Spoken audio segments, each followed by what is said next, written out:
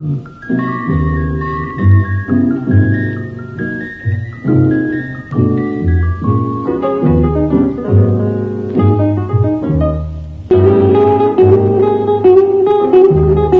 is the network. I'm Pat Freeman again, my buddy Chris Stevenson. How you doing, Chris? Good. How you doing, Pat? All right. We're at a crucial stage, I think, in this nation, the state of New York. I know those of you that see us around the country, it is a crucial election period. We're at the midterm elections. How critical is this for the Obama administration? This is probably the most critical midterm election I've seen, probably even surpassing 94's election. Okay? Exactly. I've never seen anything like it. And what I'm looking at is some highly combustible factors. Okay. Mainly, of course, due to the opposition that Obama's going through with it. And the anti-Obama movement seems to be growing steadily. So I'm urging as many Democrats as possible, don't take it for granted. Get out there and pull that lever this Tuesday, because this is nothing. Just because we won an 08 doesn't mean that nothing can happen right now in 10. Because the thing about it, what's at stake is how much power Obama will be able to wield or exercise. Right. Will he be able to carry out his legislative agenda? Yes. Now, if my memory serves me correctly, the 94 election was the beginning of the contract with America by the Republican Party headed by Newt Gingrich at that time, when they took back the House of Representatives from the Democratic Party. But Clinton had already put in place a lot of his economic measures that led to him being reelected. Yeah. In was that 2006? So will this? I don't think. Well, Clinton was up. He had many different investigations. Whitewater, Monica Lewinsky. Right. That they went after him tremendously. Obama, I think, is somewhat different, Chris, because of his color of his skin. I mean, a lot of people, they try to steer away from that issue. But isn't a lot of the opposition to him, when he's got really a collaboration of Clinton's people in his administration, plus with some of his own, but it seems to me that this issue that they try to stay away from is the fact that Obama's black. Yeah, there is a mass playing of the race card that's going on, and I was listening to XM radio last week, and a lot of these people, they've been hearing things like, say for example, Obama might be saving us, but I don't want no black man saving me. Things like this, and it reminded me of, you remember when, if I could bring in a sports analogy, you remember when the Tampa Bay Buccaneers had Doug Williams? Yes. And their owner back then was Hugh Culverhouse, and Doug helped the resurgence of that team. Exactly. They drafted him in '79 and everything, and they said from '80 on they started winning. But Culverhouse didn't want to pay Williams the money he wanted. Right, he had to go to the USFL. He went to the USFL. Culverhouse drafted a guy, Vinny Testaverde. Correct. 10 years straight of losing seasons, and Testaverde was like throwing in 30 interceptions. But I thought back then, I said, Culverhouse is more happy losing with a white quarterback than he is winning with the black quarterback. Correct. Williams came back to the NFL and took Washington to the Super Bowl in '88. Okay, and it's the same kind of thinking that you're getting from a lot of white people across the country regarding Obama. They don't care. I think they do really know and understand that he is better in the country, and a lot of his measures, his fiscal measures, and his healthcare bill. That's when that stuff is really realized. You're going to see some good things happen. But they're just angry that it's a black man that's doing this. Right. They have a problem. We're not where we want to be. Right. But if we would have continued down the road of the absolute disaster of the Bush administration and its policies. See, what they're not thinking that what if McCain had won? Right. Okay, or even maybe what if Hillary had won? I think we could have been in decent shape with Hillary, but McCain would forget it. He would continue the same policies. Yeah, and who would have been McCain's vice president? Palin. Oh. Okay. Oh. You know, but I think a lot of people overlooked Bush for the last 8 years, the prior 8 years. Why won't they realize if Obama did not do what he did, we would have unemployment at close to 20%. Yeah. You would have a continued outsourcing of jobs, Sure. and the loss of jobs. Mm-hmm. The fact that unemployment is around 9%, most people don't realize is an absolute blessing. Am I correct, based on where the economy was going at the end of the Bush administration? Yeah. It's very good. See, the thing is, and one of my last articles, I did some numbers, because it's good that you put the numbers out there, all right?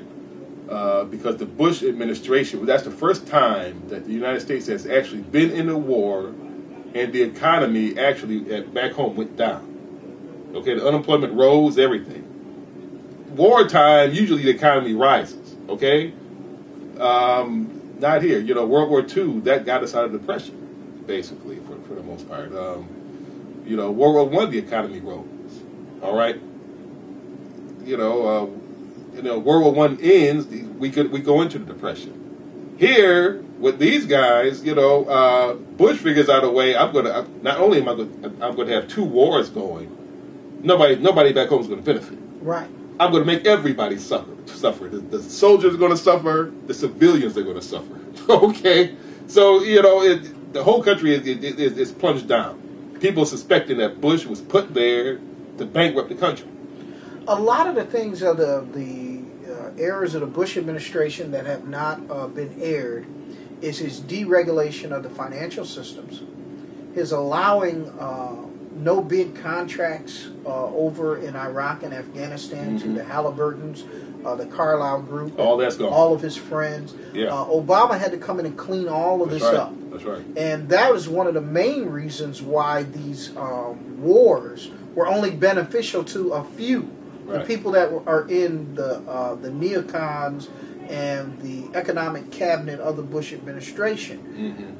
Whereas with Obama, he's had to clean up nothing but a mess from day one. Right. If he did not do the measures that he did at the beginning, even before his administration started, this country would be way, way off the map. Tell me something.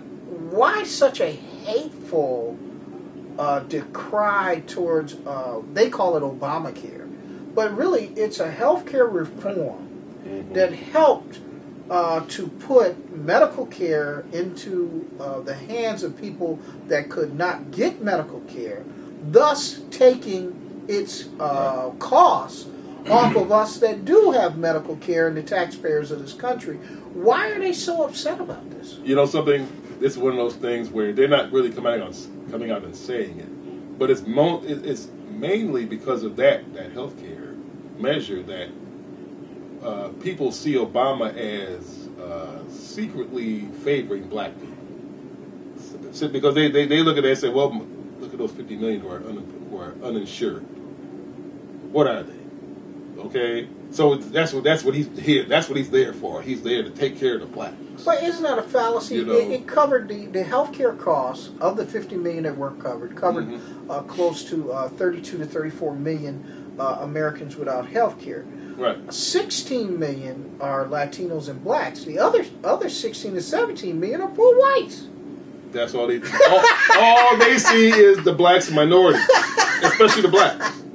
That's all they see. I read an article before Obama got elected, when he was still campaigning. I read an article where it was out of Philadelphia. One of the writer for, I think, the Philadelphia Inquirer. You know, Philadelphia's blue collar. Yes. Straight up union, blue collar. You talk poor white, middle class whites.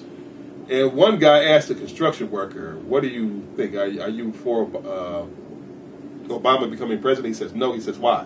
He says, "Because all Obama's going to do is give them blacks jobs." And the guy said, "Well, that's a good thing, right? You know," but that's the only answer he gave him. So They think that they see the ISIS papers, okay? In other words, when white people see an oncoming of anything they perceive to be a black movement, they visualize their own annihilation. But what most people don't realize, too, that all blacks have ever wanted in this country has been an equal amount of fairness. I would like to achieve in an equal rate this so-called American dream like anyone else. All we've ever asked for is fairness. It's fairness. You know, and an opportunity. That's never been given to us right. on an equal playing field in right. this country. Not even affirmative action today. has done that. No, not even close. You know what I'm saying? It's not even white females have been the greatest beneficiaries of that. Right. You know, but when they say that, here's the thing: I don't think that they've actually addressed fairness in terms of equality ever. I don't think we put the issue out there. I don't think they've skirted around it. Right. But I don't think they've actually answered it directly and say, okay, this is what we're going to do regarding fairness. Because I don't think the majority of people really think in those terms. It's a sad thing. Let's move towards New York State election, which has been moving towards Comedy Central. We have 6 candidates, one an ex-prostitute. We have Jimmy McMillan, who started the new party. The rent is too damn high. Has a very interesting outfit that he wears. And, of course, Buffalo's own Carl Palladino is the Republican nominee, and Andrew Cuomo. Also, this year, the Freedom Party has a line. And I am a supporter of the Freedom Party movement. I think it's a good thing. Yeah. My viewpoint is that no party has actually stood for any of the proper programs for blacks on a wide scale. And I think the Freedom Party, if people would support the Freedom Party, I think it will send a clear message that, hey, this is a great platform for us to negotiate what we're looking for, fairness and opportunity. We have not gotten fairness or opportunity from any of the major parties. No, that's very true. And here's the thing. The Democratic Party has taken us for granted. Okay, yeah. Democratic Party is not as brutal towards blacks historically as the Republican Party. I mean, at least not since the ideological switch, during the Johnson years or the Roosevelt years or whatever. But I think I see some good things with the Freedom Party. Some of those other parties, like Palladino, he's a Tea Party. There really is no Tea Party anyway. I heard on radio, Al Sharpton says they're not registered a party. I looked on the ballot. I didn't see a Tea Party. Yeah, I saw a Rent Too Damn High Party. I saw Republican, Democrat, Freedom Party. Yes, Rent Too Damn High. I mean, not Rent Too Damn High. Tea Party is really the Republican Party, but they're just some angry Republicans. That's it. But they're trying to make it sound like, yeah, we had nothing to do with what went on. Maybe we're a little angry at our leaders of the last administration. That's Al Sharpton's view. My viewpoint is no, they're angry just because they got a black president. Exactly. Okay, these people are very simple-minded. That's the number one thing. The most entertaining, the best sound bites came from the Jim McMillan. Yes. Rent Too Damn High. I mean, I missed the debate, but I saw him on YouTube. Okay, he's amazing, and I know he's got another guy. I voted for another guy. I couldn't get his name. I can't tell you his name now. He's running for Attorney General. Running for Controller. State Controller. Jimenez? Something like that, yeah.